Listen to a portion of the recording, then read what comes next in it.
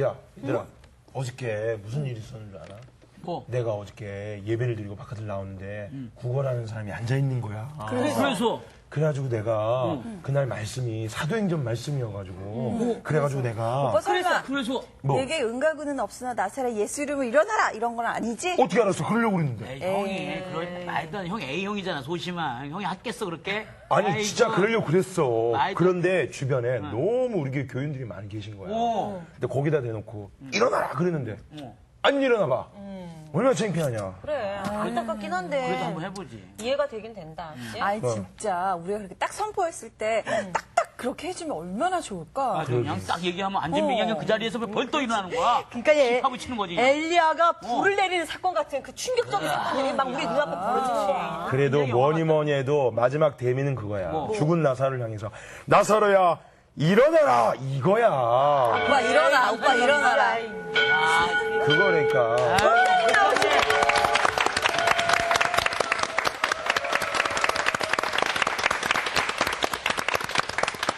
평안하셨습니까? 네. 예수님께서 하나님의 말씀을 믿을 수 없는 사람은 죽은 자가 살아나도 믿지 않을 거라고 그랬어요.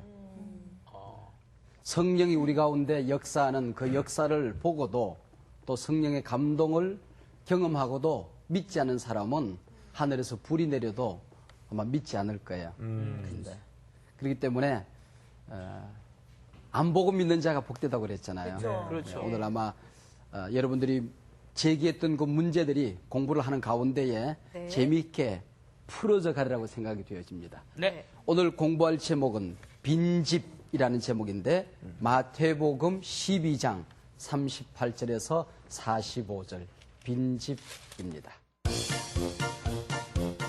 오늘의 말씀 마태복음 31강 빈집 유영모 목사님 시작해주세요. 김정일과 푸틴이 모스크바에서 회담을 하고 있었대요. 네. 20층 호텔 가장 높은 자리에서 네. 쉬는 시간에 커피 한 잔을 하면서 짓궂은 생각이 들었던 거예요. 우리의 경호원들 가운데 누가 더 충성심이 강할까? 네. 그래서 푸틴이 먼저 명령을 내렸대요. 이반, 여기 몇 층이지? 예, 20층입니다. 여기서 내가 명령을 내리면 순종할 수 있겠는가? 예, 뭐든지 순종하겠습니다. 창문을 열어봐. 탁 내려다보더니 뛰어내려. 거기 뛰어내렸다가는 뼈도 못 추리겠거든. 그랬더니 무릎을 딱 꿇고 대통령님 왜 이런 명령을 내리십니까? 우리 집에 가면 사랑하는 아내가 있고 아들이 있습니다. 그래서 껄껄 웃으면서 그냥 내가 장난한 거야. 됐어. 그 정도면 됐어. 김정일이가 만면의 미소를 띠고 자기 경호원 이명만에게 명령을 내렸어요. 자네 여기 몇 층인지 알지? 예, 20층입니다. 창문 열어봐. 딱 내려다보면 아슬아슬하거든. 뛰어내려. 그랬더니 진짜 옷을 벗고 확 몸을 날리는 거야. 그때 푸틴이 이명만을 잡고 자네 왜 이러는가? 네. 그랬더니 나오라고야. 나오라고야. 우리 집에 가면은 사랑하는 아내가 있고 아들이 있다고야. 그랬다는 겁니다. 조크겠죠, 그죠? 그런데 똑같은 아들이 있고 아내가 있다는 상황이었는데 반응은 너무나도 달랐잖아요. 네. 오늘 우리가 똑같은 상황 속에서 반응이 같은 것은 아니라고 하는 것입니다. 예수님께서 행하신 많은 이적과 기사와 표적을 보고 사람들의 반응은 너무나도 달랐어요. 오늘 본문에 보면 그런 얘기들이 기록되어져 있는데 오늘 본문 12장 38절 제일 첫 말씀이 그때에라는 말씀으로 시작하고 있죠. 이 그때가 언제인가 하는 것을 알려고 하면 38절에서 한참 뛰어넘어서 22절로 돌아가서 봐야 됩니다. 22절. 소위 말하는 바알세불 논쟁이라고 하는 것인데 예수님께서 귀신 들려서 보지 못하고 말 못하는 불쌍한 사람을 고쳐주었어요. 그런데 그 주변에 있던 사람들은 무리들은 이분이 다윗의 자손이 아닌가라고 감탄했어요. 깜짝 놀라면서 마태 신학에 있어서 다윗의 자손이라고 하는 이 말은 메시아라는 말과 똑같은 말이에요. 동의어로 쓰여지고 있어요. 그런데 이 똑같은 사건을 보고 주변에 있던 바리새인들은 뭐라고 얘기했냐면은 이거 귀신의 왕 바알세불의 힘을 힘입어서 귀신을 쫓아내는 것이다라고 비판했어요. 네네. 그때 예수님께서 내가 귀신의 왕을 힘입어서 귀신을 쫓아낸 것이면 같은 집안 식구끼리 싸웠다는 얘기냐? 그게 아니고 나는 성령을 힘입어서 하나님께 내게 주신 권세로 나는 귀신을 쫓는다라는 말씀을 하고 있습니다. 똑같은 사건을 보고도 이 무리들과 바리새인들의 반응이 왜 이렇게 달랐을까? 예수님이 누구신가? 그분이 과연 하나님의 아들이신가? 그분이 과연 이 땅에 오신 메시아인가 하는 것을 믿느냐 안 믿느냐에 따라서 보는 눈이 달라지는 겁니다. 그렇죠. 예. 해석이 달라지는 겁니다. 반응이 달라지는 것입니다. 바로 열쇠는 거기에 있는 것이죠. 예수님이 누군가 하는 데 따라서 모든 것이 달라진다고 하는 것이죠. 예수님께서 귀신을 쫓아내는 이 장면을 보고 바알세불의 장난이라고 비판한 바리새인들을 향해서 예수님께서 참 무서운 말씀을 하셨어요. 네. 신구약 성경 어디에도 이런 무서운 말씀은 나오지 않습니다. 이 말씀을 듣는 모든 사람들은 두려움에 떨게 되는 것이고 굉장히 경외감을 가지고 이 말씀을 들어야 되는, 이 세상과 오는 세상에서 영원히 사함받지 못할 죄라고 하는 것입니다. 성령님을 회방한 죄라고 옛날에 번역했는데 네네. 모독한 죄, 성령을 거역한 죄 그렇게 번역을 했는데, 이 성령을 회방한 죄, 성령을 모독한 죄, 성령을 거역한 죄는 이 세상 오는 세상에서 영원히 사함받지 못한다 그렇게 말씀하고 있어요.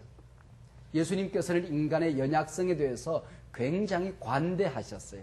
인간이 실수할 수 있고 인간이 죄를 지을 수 있고 넘어질 수 있고 시험될 수 있고 모든 인간의 허물과 약점에 대해서 굉장히 관대하셨던 것을 볼 수 있습니다.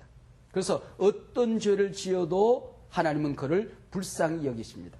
그런데 성령을 모독한 죄, 성령을 거역한 죄에 대해서는 이토록 혹독한 말씀을 하셨다는 것이죠.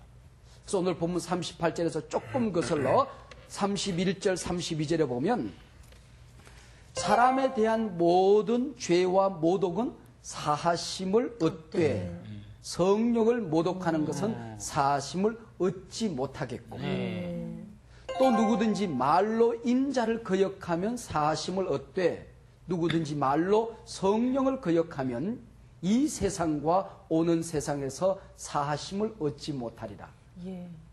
우선 예수님께서 모든 죄는 사함받을 수 있다 그렇게 얘기하고 있어요.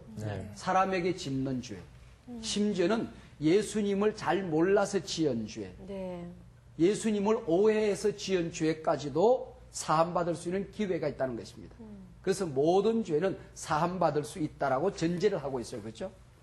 우리 죄가 하늘에 닿고 우리 죄가 온 세상에 가득히 쌓여 있다고 할지라도 사함받을 수 있다고 하는 것입니다.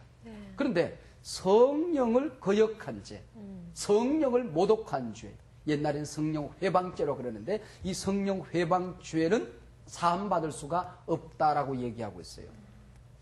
마태가 이렇게 말했다고 하는 것은 굉장히 파격적인 말씀이에요. 마태복음에 있어서 마태 신학이 굉장히 관심 가지는 주제 하나가 있는데 예수님이 누구신가 하는 것입니다. 예수님이 누구신가? 소위 말하는 기독론, 이것이 마태 신학의 가장 큰 관심이거든요. 그리고 예수님이 누구신가에 대한 이 소중한 가치를 흐트러뜨리지 않기 위해서, 망가뜨리지 않기 위해서 마태는 굉장히 조심하는 것을 볼 수 있어요. 만약에 그렇다고 한다면 마태는 이렇게 말했어야 옳았을 것 같아. 우리 눈에 보이지 않는 성령님에 대해서 우리가 잘 몰라서 거역하고 모독한 죄는 용서받을 수 있다.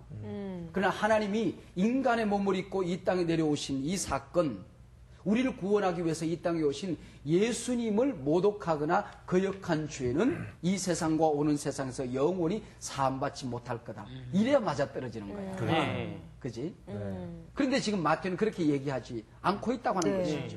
오히려 말로 인자를 잠시 거역한 것은 용서받을 수 있는 기회가 있다는 거야. 왜냐하면 아직도 예수님께서는 당신을 숨기고 계시잖아요. 이적을 행하신 다음에 또 숨기라고 그러고 얘기하지 말라고 그러고 아직 자기 자신을 온전히 드러내시고 계시하기 이전이기 때문에 사람들이 오해할 수 있다는 거예요. 미처 깨닫지 못한 부분이 있다는 거죠. 네. 그렇기 때문에 예수님에 대해서는 잠시 거역했다고 할지라도 예수님에 대해서 심지어 말로 모독했다고 할지라도 성령님이 임하시면 다시 깨닫게 되고 예수님께서 온전히 자기 자신을 드러내 보이시는 시점이 오면 용서받을 수 있는 기회가 있다는 거죠. 근데 성령의 역사를 분명히 눈으로 보고서도 너희들이 성령을 거역했다고 하는 것은 용서받을 수가 없다 하는 것입니다. 자, 그러면은 성령을 모독한 죄, 성령을 거역한 죄는 영원히 용서받을 수 없다는 이 말이 무슨 뜻일까? 굉장히 궁금하잖아요. 그죠? 예. 고린도전서 12장 3절에 보면 성령님이 아니고서는 예수님을 그리스도라고 인정할 수 없다고 하는 것입니다. 우리가 뭘 공부를 많이 했길래, 우리가 뭘 그렇게 똑똑하길래 이 땅에 오신 그 예수님이 하나님이라는 것을 믿을 수 있었을까? 그러니까요. 우리가 무슨 그렇게 공부를 많이 했길래 이 말씀이 하나님의 말씀이라는 사실을 조금 더 의심하지 않고 우리가 믿을 수 있었을까? 2000년 전에 돌아가신 그 예수님이 내 죄 때문에 돌아가셨다는 사실을 우리가 추호도 의심하지 않고 믿을 수 있었을까? 우리가 죽어보지 않았는데 가보지 않았는데 영원한 천국이 있다는 사실을 우리가 이렇게 어떻게 확신할 수 있을까? 오늘이 내 인생의 마지막 날이라고 할지라도 내가 오늘 눈을 하나님 앞에서 저 나군에서 눈을 뜬다는 것을 어떻게 우리가 믿을 수 있을까? 바로 이 모든 것이 성령님이 하시는 것이라는 거죠. 아멘. 성령이 아니고서는 회개도 불가능하고 성령님이 아니고서는 예수님을 믿을 수 없고 성령이 아니고서는 우리가 구원받을 수 있는 어떤 길도 없다고 하는 것이죠. 네. 근데 이것을 우리가 받아들이지 않는다고 한다면 우리가 회개할 수 있는 기회가 없는 거지. 예수님을 믿을 수 있는 기회가 없는 거지. 구원받을 수 있는 기회가 없는 거지. 그렇기 때문에 성령님을 거역한 것은 바로 예수님을 거역한 것이고 구원받을 수 있는 모든 기회를 거역한 것이고 구원의 문턱에도 들어설 수 없는 일이라는 것이죠. 네.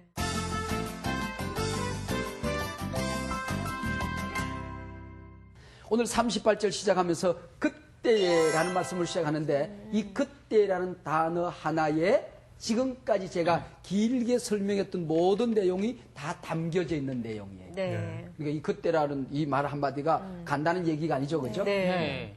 그랬더니 그 다음에 이제 그때 38절에 서기관과 바리새인들이 선생님이요 당신이 메시아라는 사실을 한 방에 보여줄 수 있는 표적을 네. 이적을 행하셔서 그것이 사인이 된 것을 표적이라고 그러거든요. 네. 이적을 행하셔서 사인이 된 바로 표적을 우리에게 보여주십시오라고 얘기를 하고 있어요. 네. 조금 전에 귀신 들려서 앞 못 보고 말 못하는 불쌍한 사람을 고쳐주는 걸 뻔히 보았어. 예. 마태복음 8장, 9장, 10장, 11장, 12장 초반까지 오면서 찾아온 모든 병자를 고치는 것을 보았고 소문으로 들었어요. 네. 죽은 자를 살리셨어요. 바람을 꾸짖으시고 풍랑을 잔잔케 하셨어요. 그리고 귀신 들린 자를 고쳐주시고 귀신을 꾸짖으셨어. 그러니까 얼마나 엄청난 기적을 행하신 거예요. 이미. 다 행하신 걸 다 보고서도 그것을 보여달라고. 믿지 못하고 또 다른 표적을 우리에게 보여달라는 거야. 오늘도 어떤 기적을 보고도 믿지 못하는 사람들이 있는가 하면 작은 기적을 보고도 하나님의 살아계심을 확실하게 믿는 사람들이 있는가 하면 보지 못하고도 말씀만 붙들고 믿는 사람들이 있어요. 잘 믿는 것도 습관인 것 같아. 불신하고 안 믿는 것도 습관인 것 같아. 특히요. 네. 목사님 고집이 좀 센 사람들이 네. 좀 힘든 것 같아요. 교만한 사람들. 네. 고집. 자기 고집. 이런 사람들은 어떻게 예수님을 거역하고 비판하고 비난하는 것도 그 습관. 요즘 뭐 이기는 것도 습관이다 그런 책이 있잖아요. 그러니까 마음이 한번 부드러워지기 시작하면 잘 믿어지기 시작하면은 점점 더 잘 믿을 수 있고 더 큰 것을 엄청난 것을 믿을 수가 있어요. 맞아요. 예. 한번 마음이 강팍해지게 되면 강팍. 그러니까 그게 강팍이 아니고 꼭 여기 팍이야 강피약해지기 시작하면 예. 점점 더 강피약해지는 것 같아요. 그런 것 같아요. 맞아요. 그러니까 이 강피약한 사람이 부드러워지려고 하면은 진실한 회개가 필요해요. 진실한 회개. 지금 바리새인들은 심령이 병 들어가기 시작하니까 그 병이 악화되어졌어요. 그래서 결국은 눈으로 보고도 성령을 거역하고 모독하는 자리에 임하게 되는 것이죠. 그래서 이 세상에서 뿐만 아니라 오는 세상에서 영원히 사함받지 못하는 그 죄에 임하게 된 것이지요. 표적을 보여주시오. 이 얘기는 예수님께서 40일 금식한 다음에 마귀에게 이끌려 시험을 받으실 때에 예수님께서 성전 꼭대기에 서셔서 너 뛰어내리라고 했던 시험하고 똑같은 거야. 뛰어내리라. 뛰어내리면 내가 네 발을 부딪히지 않게 붙들어 주라. 성경이 그렇게 기록하지 않아요. 너 배고프지? 여기 굴러다니는 많은 돌멩이들을 명하여 떡을 만들어 먹어라. 이 말씀하고 조금도 다를 바가 없는 예수님 시험이죠. 예수님께서 만약 이 표적을 행하셨다면 그 사람들이 믿었을까? 아닌 것 같아요. 그렇죠. 오히려 마술을 행하셨다고 예수님께서 마술쟁이라고 아마 비판하셨을 것 같아요. 이 사람들은 이미 믿고 싶지 않다는 거야. 믿지 않겠다는 강한 의지가 이미 그들 속에 있는 것입니다. 예수님께서 어떤 일이 있더라도 사람들의 호기심이나 만족하시기 위하여 기적을 행하시는 분은 아닙니다. 사람들에게 환심이나 사기 위해서 감동이나 주기 위해서 기적을 행하시는 분이 아니라고 하는 것입니다. 예수님을 시험하고자 할 때에 예수님께서는 어떤 경우에서도 예수님께서는 기적을 행하시지 않았어요. 예수님께서 불쌍히 여기는 마음이 그들에게 전달되어진 것, 이것은 자연스럽게 이적으로 나타나게 되는 것이죠. 하나님 나라가 지금 이 가운데 우리 가운데 임한다는 상징적인 표징적인 사건이 바로 이적과 기사와 표적으로 나타나게 되는 것입니다. 예수님을 순수하게 100% 신뢰하는 사람들, 믿는 사람들, 의지하는 사람들, 예수님 나를 불쌍히 여겨 주십시오 간구하고 매달리는 사람들 가운데는 언제나 기적이 일어났고 일어나고 있고 또 일어나게 될 것입니다. 그러나 예수님을 시험하려고 하고 호기심이나 만족하려고 하고 어떤 감동이나 받으려고 하는 사람들 가운데는 예수님께서 기적을 행하시지 않았다 하는 것이죠. 이 표적을 구하는 그들에게 예수님께서 뭐라고 말씀하셨는고 하니 38절 다음에 이제 39절 한 절 넘어가요. 악하고 음란한 세대가 표적을 구하나 선지자 요나의 표적밖에는 보일 표적이 없느니라 얘기했어요. 여기 이 세대를 이름하여 악하다 그렇게 이름하고 있어요. 그 세대가 어떤 세대인고 하니 예수님께서 귀신 들려서 고생하는 사람을 불쌍히 여기는 사람을 보고 오히려 예수님이 귀신을 힘입었다. 귀신의 가족이라고 얘기하는 그 세대를 이름하여 악하다 그렇게 이름하거든요. 이 악하다고 하는 말은 대개 보면은 그 귀신을 향하여 명령할 때에 이 악하고 더러운 귀신아 그렇게 이름하거든요. 그러니까 악하다고 하는 이 말은 오히려 귀신에게 마귀에게 붙일 수 있는 말이에요. 예수님을 향하여 바알세물을 힘입었다고 하는 그 세대, 그 바리새인들을 향하여 너희들이야말로 귀신의 놀이개감으로 지금 전락하고 있다 그런 것이에요. 너희들이 하는 말이 아니라는 거지. 바로 이 악한 귀신에게 사로잡혀서 귀신의 놀이개감이나 되고 있다. 악하다 그런 얘기야.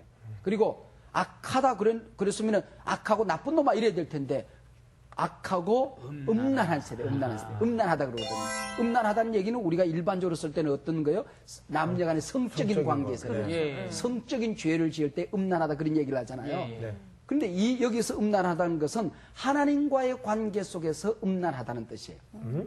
그러면 하나님과 사람의 관계가 무슨 짓을 했길래 음란하다 그런 얘기 있냐 말이죠. 속이는 건가? 그게 아니고 하나님은 이스라엘 백성들의 남편이었어요. 언제나 이스라엘 백성들은 그게 아내로 등장해요.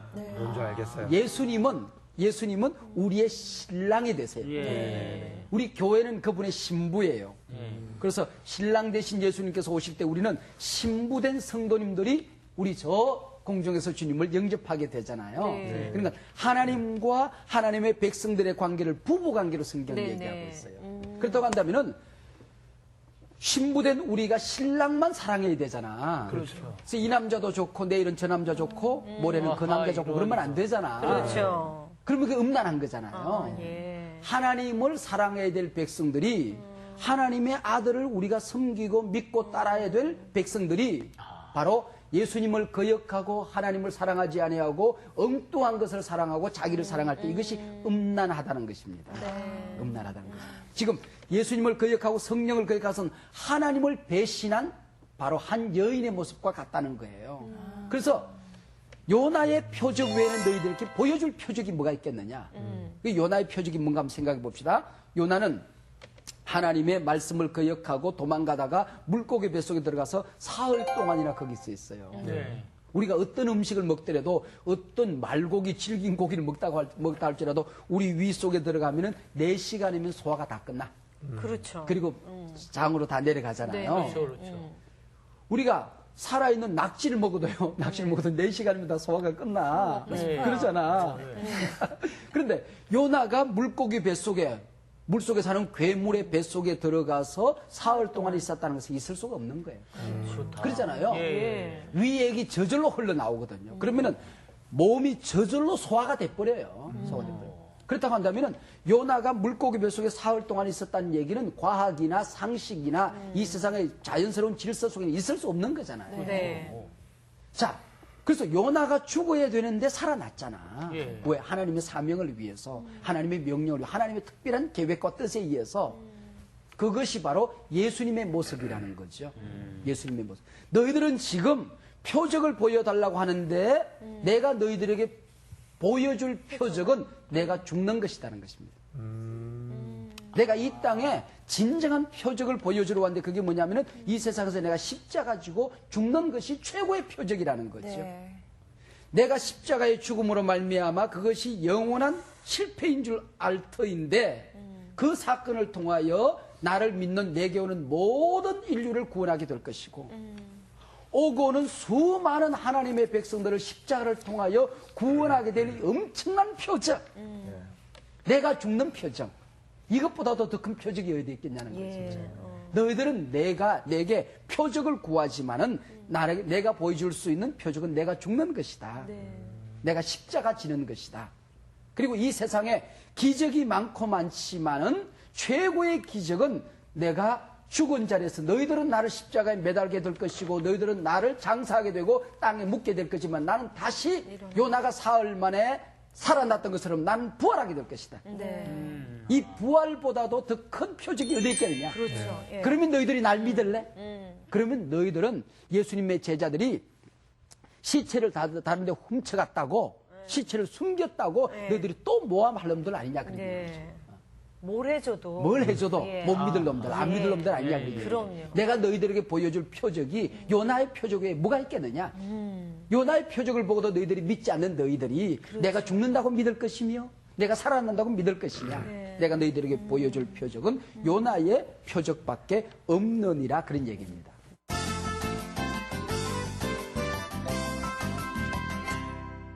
자, 이토록 위대한 표적인 예수님을 거역한 결과 어떻게 되는고 하니 심판 때에 니누의 사람들이 너희를 정죄하리라. 심판 때에 남방에서 솔로몬의 지혜를 얻기 위해서 찾아온 여왕, 우리 시바 여왕이라고 하죠. 그 여왕이 너희들을 정죄하리라. 그런 얘기입니다. 잘 보세요. 이게 얼마나 깊은 역사적인 신구약 성경을 쫙 연결하면서 구약과 신약을 연결하고 신약과 오늘 우리 시대를 연결하는 위대한 말씀이 이 속에 담겨져 있어요.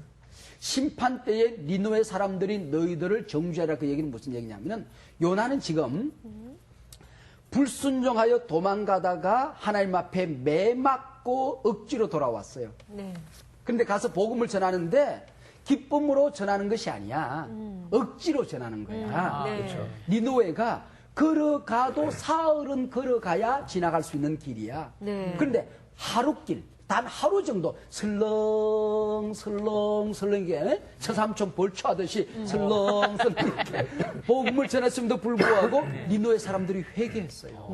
어느 정도 회개했냐면은 그 알량한 설교를 듣고도 임금이 회개하고 모든 강요들이 회개하고 모든 백성들이 회개하고 심지어는 그때 모든 짐승들까지도 몽땅 다 금식하면서 그냥 음무 매매 난리를 피우면서 다 회개한 거야. 이 어마어마한 사건이 돌아왔단 말이죠. 그런데 너희들은 지금 내가 와서 하나님의 말씀 천국 복음을 너희들에게 선포했어. 회개하라, 천국이 가까웠다. 천국의 복음을 너희들에게 가르쳤어. 기가 막힌 산상보훈을 너희들에게 가르쳤어. 그리고 권세를 너희들에게 행하고 병든 자를 고쳐주고 죽은 자를 살리고 이적과 기사와 수많은 표적들을 행했어. 그럼에도 불구하고 너희들은 믿지 않았어.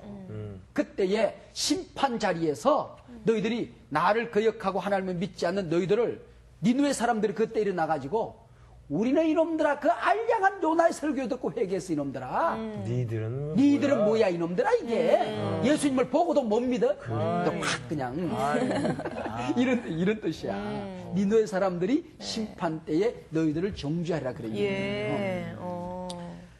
저 남방 끝에 있는 저 지구 저 끝에 있는 한 여왕은 팔레스타인 예루살렘에 가면 솔로몬이라는 왕이 있는데 지혜가 넘친데 그 솔로몬에게 지혜의 말씀 한마디를 듣기 위해서 지구 저 끝에서 예루살렘까지 찾아왔어요. 네. 그리고 솔로몬의 지혜를 얻어서 기쁨으로 돌아갔어요. 근데 너희들은 하나님이 인간의 몸을 입고 이 땅에 와서 천국 복음을 직접 선포함에도 불구하고 너희들은 바로 눈앞에서 이 복음을 너희들이 받아들이고 눈앞에서 이적과 기사와 표적을 보고도 너희들이 믿지 않아? 심판 때에 남방의 여왕 시바 여왕이 일어나가지고 이놈의 자식들아 나는 그 솔로몬의 지혜의 말씀 한마디를 듣기 위해서 지구 끝에서 여기까지 왔어 이놈들아. 너희들은 하나님의 말씀을 듣기 위해서 너희들은 한 게 뭐냐 어떤 대가를 지불했냐 어떤 몸부림을 했냐. 그래서 그 예수님을 선지자보다 더 큰 이 왕보다도 더 큰 이라고 얘기를 하고 있어요. 더 크다는 말이 두 번이나 반복되고 있어요, 오늘 본문에. 그러니까 선지자 중에서 가장 위대한 선지자, 아니 이 세상에는 모든 선지자들보다도 이 세상에는 오고 어떤 모든 선지자들 다 합친 것보다도 더 큰 위대하신 분이 말씀을 전해도 믿지 않는 너희들은 어떻게 너희들이 사함받을 수 있겠냐. 이 세상에 지혜로운 모든 왕들보다도 더 위대한 왕이 지금 말씀을 전하고 기적을 했는데도 너희들 믿지 않았는데 너희들이 뭘 믿을 수 있겠냐 그 얘기죠. 심판 때에 바로 이 니느웨 사람들이 너희들을 정죄할 것이다. 바로 왕이 정죄할 거다 그런 얘기예요. 오늘 우리는 어떠냐 그런 얘기입니다. 구약과 신약만 이렇게 연결되고 끝나면 하나님 말씀이 아니잖아요. 오늘 우리는 어떠냐 그런 얘기지. 얼마나 많은 하나님의 말씀을 들어요. 요나의 알량한 설교 하루 듣는 게 아니잖아요. 일주일에도 몇 번이고 말씀을 듣잖아요. 맞아요. 성경 공부는 얼마나 또 많아요. 이 시대를 살려보려고 또 성사학당을 얼마나 또 몸부림을 해요. 또. 그리고 서점에 가보면은 땅바닥에서 저 천장까지 이쪽 끝에 저쪽까지 책이 꽉 차 있어. 수많은 지혜 저 먼저 깨달은 사람들이 우리에게 그 지혜를 전해주기 위해서 책들마다 가득해. 그뿐이야? 그냥 안방에서 방송 틀면 세계에서 내놓으라 하는 영적인 거성들이 하나님의 말씀을 전해. 근데 너희들은 무엇을 변화되고 있느냐? 너희들이 얼마만큼 영적인 수준이 올라 있느냐? 얼마만큼 알량한 수준에 머물고 있느냐? 정말 얼마만큼 감격적인 감사하는 삶을 살고 있느냐? 정말 메시아를 위해서 어떤 헌신의 삶을 살고 있느냐? 심판 때에 니느웨 백성들이서 이놈의 자식들아 나는 요나 설교 한 번 듣고도 온 임금부터 회개했어. 너희들은 그런 말씀을 어마어마한 말씀을 듣고도 너희들이 변화된 게 뭐가 있냐 그런 얘기지. 그것도 매주 듣는데. 매주 듣는데. 그랬더니 예수님께서 뜬금없이 무슨 말씀을 하는 거 아니? 앞뒤도 그냥 없어. 설명도 없어. 그리고 마지막에 뭐라고 말씀하시는 거 아니? 어떤 사람이 귀신이 들렸어. 그 귀신이 쫓겨났다. 어디 살 곳이 없어서 광야에 가가지고 물 없는 곳에 가서 살 곳 막 찾아다니니까 살 곳이 없어. 그래서 할 수 없이 옛날에 내가 살던 그 집에 지금 잘 있나 하고 끼우기로 와서 보니까 청소가 잘 되어 있어요. 꼼꼼하게 수리가 잘 되어 있어요. 근데 아무도 안 살고 비어 있어요. 얼씨구나. 그리고 가가지고 광야에 돌아다니다가 만났던 자기보다 더 악한 귀신 7을 데리고 야 내가 살 집 찾았어 이리 와. 그래서 귀신들 악한 귀신 7을 데리고 그 집에 들어가서 살았어요. 살았더니 그 집이 그냥 엉망진창이 돼버린 거야. 그래서 나중 형편이 처음 형편보다 훨씬 더 악해지게 되었다 그런 얘기야.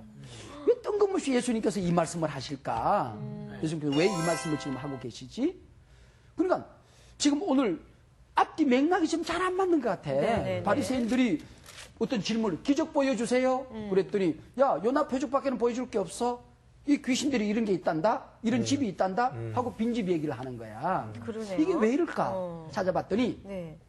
똑같은 사건을 기록하고 있는 누가복음에 보았더니 아까 내가 처음에 얘기했던 22절 앞으로 거쳤던 바알세불 논쟁. 네. 예수님을 보고 귀신 장난이라고 비판했던 예. 그 사건에 이어서 바로 욕을 붙여놨어요. 아, 예. 그러니까 이것을 우리가 오늘 38절 본문하고만 이어지면 이게 이해가 안 돼. 그러네요. 한참 훌쩍 뛰어넘어 22절 바알세불 논쟁으로 가니까 이해가 되어지는 거야. 아, 예. 귀신 장난이다. 그랬더니 이 얘기를 하는 거죠. 이 얘기를 하는 거죠. 이 사건을 두고 정치적으로 해석하는 사람들이 있어요. 정치적으로 해석하는 사람들인데 바벨론 포로에서 돌아와서 포로 시절에 섬기던 모든 귀신들, 우상숭배들을 다 정리했어요. 그리고 꼼꼼하게 소재하고 꼼꼼하게 수리하면서 제사를 드렸고 율법을 공부하고 이제는 제사장 제도, 레위 제도를 잘 이제 정착했어요. 그 얘기는 새로운 주인을 영접하라는 얘기잖아. 그 주인이 예수님이잖아. 네네. 근데 이스라엘 백성들이 예수님을 메시아로 영접한 것이 아니라 그를 잡아 십자가에 못 박혀 죽였어요. 그러면서 뭐라고 그러냐면은 그 핏값을 우리 손에 돌리소서, 그 핏값을 우리 손에 돌리소서 외쳤어요. 네. 그 결과 66년에서 70년 사이에 로마의 디도 장군이 들어와서 성전을 무너뜨리고 돌 위에 돌 하나도 남지 않도록 몽땅 다 무너뜨리고 예.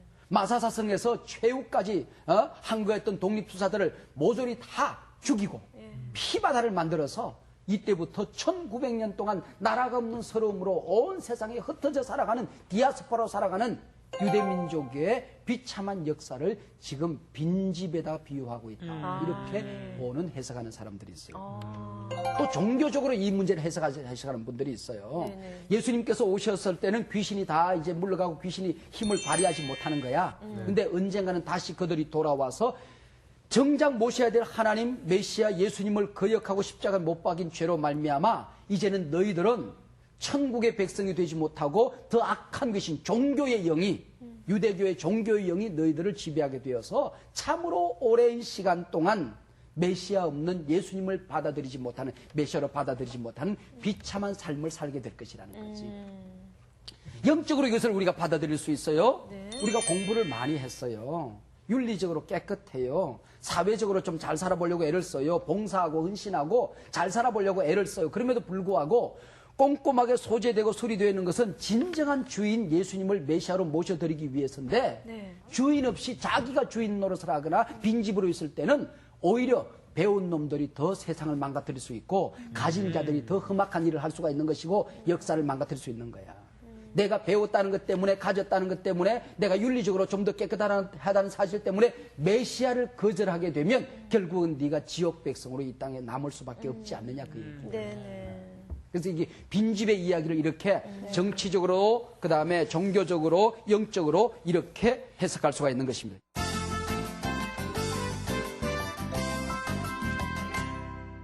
예수님께서 우리 안에 와 계시잖아요. 네. 내 마음에 와 계시잖아요. 네. 그때 귀신이 와가지고 똑똑 녹하면서 이 집에 누구 계세요? 그럼 예수님께서 문을 열고 들어가서 이놈 자식아 여기 내 집이야. 네가 왜 여기 와 있어? 여기는 내가 임해 있는 하나님 나라가 되었어. 네. 네가 올 자리가 되지 못해. 예수님 이름으로 명하노니 악하고 음란한 귀신아 떠나가라. 네. 이단들이 와가지고 노크를 똑똑하면서 내가 이 집에 좀 들어가서 좀 쉬어도 돼요? 네. 야 이놈 자식아 여기 내가 이미 와 있어. 내가 주인이야. 네가 들어올 자리가 되지 못해. 그리고 쫓아내는 거죠. 네. 계시록 3장 20절에 보면은 볼지어다 내가 문 밖에 서서 문을 두드리노니 누구든지 내 음성을 듣고 문을 열면 내가 그에게로 들어가 그는 나로 더불어 먹고 나는 그로 더불어 먹으리라. 그는 나로 더불어 먹고 나는 그로 더불어 먹으리라. 예수님이 내 안에 와 계시거든요. 예수님 내 안에 오세요. 내 안에 와서 주인이 되어 주세요. 그리고 나를 다스려 주세요. 이것이 오늘 우리 이제 목적이죠. 로버트 몽어라는 사람이 쓴 책 가운데에 My Heart, Christ Home 내 마음 그리스도의 집 그런 책이 있어요. My Heart, Christ Home 그런 책인데 청소해도 또 더러워지고 하루 동안 살아오고 나면 내 마음이 또 때가 묻고 그래서 예수님께 내 마음의 주인이 되어달라고 부탁을 해요. 그때 예수님께서 찾아오셔서 내 손을 잡고 막 다니다 서재에 가서 봤더니 걸려있는 그림도 거기 있는 책도 보았던 영화도 인터넷도 그다음에 공부했던 것도 내가 보지 못해야 될 거 공부하지 말아야 될 거 너무 많이 공부한 거야. 서재를 주님께서 딱 청소하시더니 하나님의 말씀으로 가득히 채워주세요. 그리고 식당에 가서 주방에 가서 봤더니 이제 예수님을 대접하기 위해서 쫙 했더니 거기다가 내가 뭐 그동안 모았던 재산들 그다음에 그 정권들 그다음에 학위들 뭐 공부했던 자랑 이런 것들 딱 진열해 놓고 명예 인기 뭐 욕심 이런 것들을 딱 진열해 놨어요. 예수님께서 저 보더니 나 이거 안 먹어. 나는 이런 거 못 먹어. 그럼 예수님 뭐 드시는데요? 나는 너희들이 알지 못하는 양식이 있단다. 하나님의 뜻을 행하는 게 내 양식이야. 너도 이 양식 먹어볼래? 굉장히 만족하단다. 맛있단다. 그리고 거실에 와서 봤더니 거기서 차 한잔 나누면서 아침 저녁으로 대화하는 이 모든 것이 예수님으로 꽉 차고 예수님하고 예수님 언제나 여기 계셨어. 그럼 나는 너를 기다렸지. 난 아침에 일어나서 그냥 세수하고 목욕하고 가기가 바빴지요. 나는 너하고 차 한잔하기 위해서 얼마나 오랫동안 이 자리에서 기다렸는데 예수님 미안해요. 내일 아침 여기 다시 올게요. 저녁에도 올게요. 그 다음에 침실도 오락실도 작업실도 전부 다 예수님으로 가득히 채워서 예수님을 주인으로 모셔드리는 얘기예요. 여러분의 마음은 빈집입니까? 아니면은 예수님이 주인 되어 살아가고 계십니까? 이게 빈집 이야기예요. 오늘 그것을 우리에게 묻는 거지. 여러분의 마음은 어떻습니까? 그렇군요. 또 예. 이게 또 생각하는 마음 크네요. 예, 그렇죠? 네. 근데요, 여기 예수님을 향해서 여기 성경 말씀에 그 바리새인들이 예수님의 표적을 보고 귀신의 힘을 입어서 귀신을 쫓았다고 얘기했거든요. 근데 사실 저희가 이렇게 살다 보면 무당이 또 귀신을 쫓는 일이 있잖아요. 있죠. 그러면 무당이 귀신을 쫓는 거와 우리 또 이 예수님의 경우와 비교를 한다면 그 차이는 어떻게? 근데 바리새인들이 귀신을 힘입어서 귀신을 쫓아낸다고 그랬어. 사실은 무당이 그렇게 하잖아. 그렇죠. 그러니까 이게 일리가 있는 것처럼 여겨진단 말이지. 네. 시작이 다르고 과정이 다르고 목적이 달라. 그렇죠. 시작부터 무당은 귀신을 이길 수는 힘이 없어. 귀신의 노예야. 귀신의 종이야. 예수님은 하늘과 땅의 모든 권세, 눈에 보이지 않는 그 귀신의 왕국과 이 세상의 모든 것이 다 예수님의 권능의 손안에 있어. 시작이 다르지. 그래서 과정이 무당은 귀신에게 빌어서 귀신을 잠시 자리를 옮기게 해. 그런데 예수님께서는 권세가 있고 성령의 능력을 힘입어서 귀신을 꾸짖어.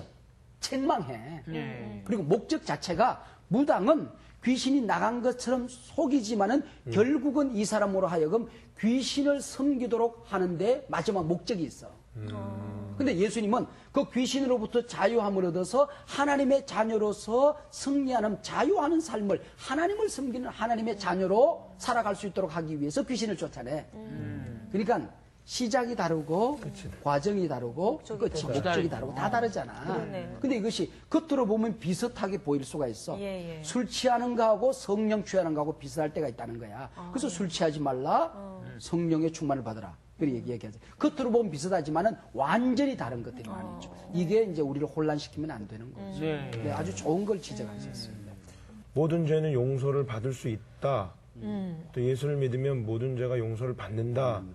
이런 게 이제 성경이 대전제란 말이죠. 이런 부분이 있다는 건 약간의 좀 모순점이 있지 않나요?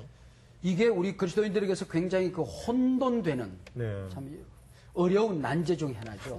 모든 죄는 사함 받는데 또 영원히 사함 받지 못하는 용서받지 못하는 죄가 있다는 게 모순되잖아요. 모순되는 것 같은데 이게 같은 얘기야. 우리가 사함 받을 수 있는 근거가 뭐냐 하면 성령이 아니고서는 회개도 불가능하잖아요. 성령이 오셔서 제일 먼저 하는 게 죄를 깨닫게 하시는 거예요. 성령이 오셔서 제일 먼저 하는 게 예수님이 구세해 준 게 믿어지게 하는 거야.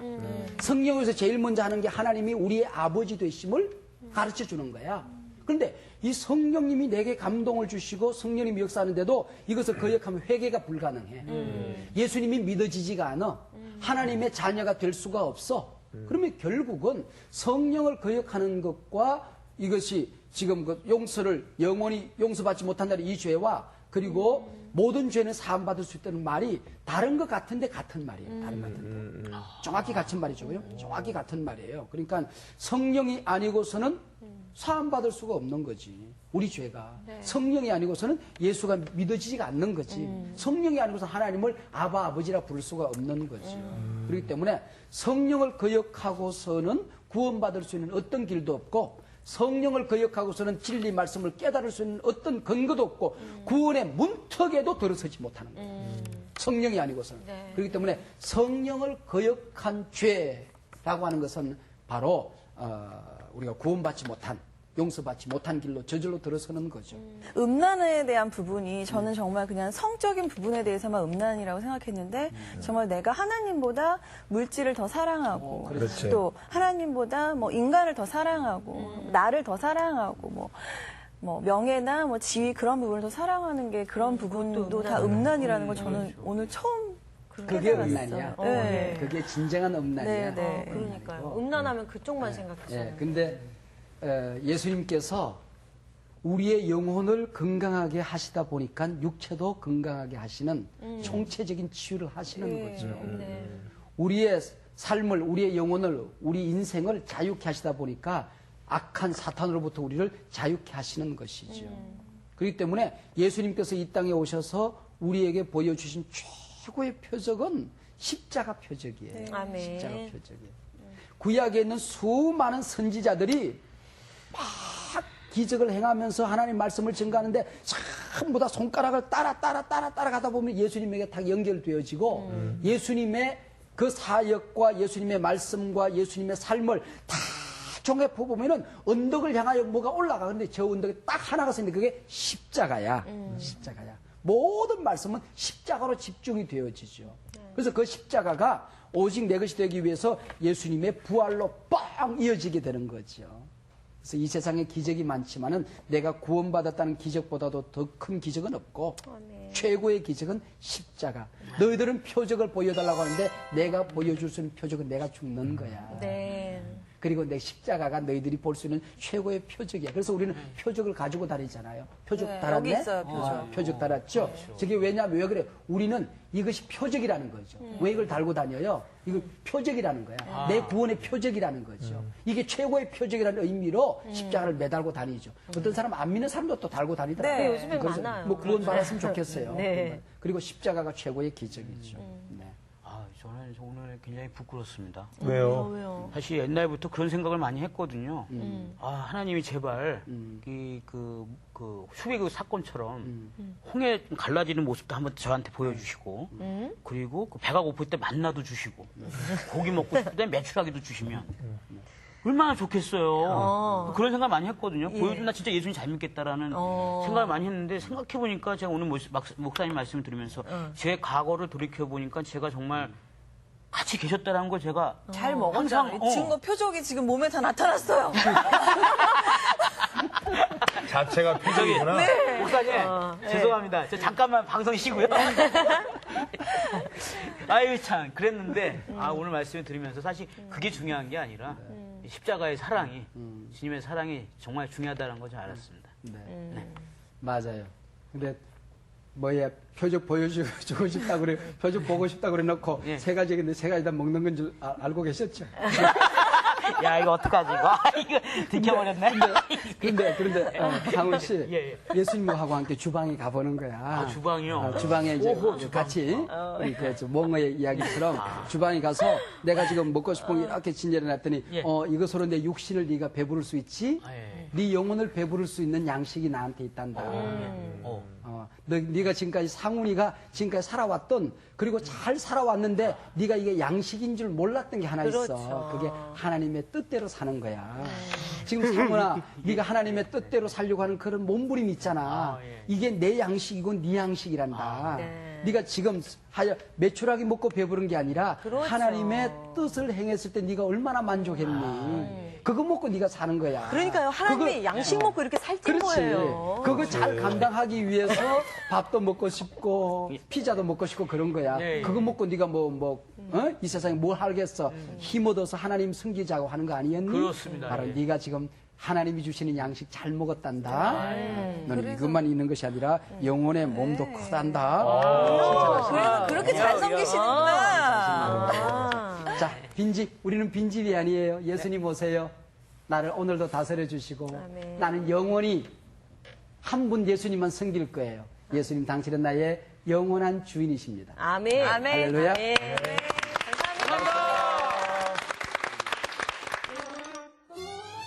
마태복음 9장 9절에 예수님을 만나 예수님의 12제자가 된 세리의 이름은 무엇일까요? 1번 사케오, 2번 요한, 3번 베드로, 4번 마태. 어려우면 신약성서 제일 처음을 펴보세요.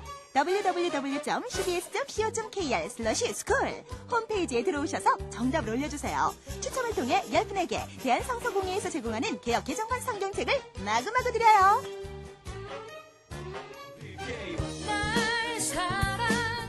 빈집이라고. 빈집에 대한 부분을 말씀하셨는데 제 마음속에는 정말 진짜 비어있는 집인지 아니면 예수님이 나와 항상 함께하고 있는 채워져 있는 그 집인지 그거를 생각해보는 아주 뜻깊은 시간이었어요. 그래서 빈집으로 그냥 내버려 두는 것이 아니라 항상 예수님이 나와 항상 함께하는 채워져 있는 그 집이 될 수 있도록 성서학당 열심히 공부할 거고요. 그 안에서 다른 걸 채우는 게 아니라 예수님만 채울 수 있도록 항상 노력하겠습니다.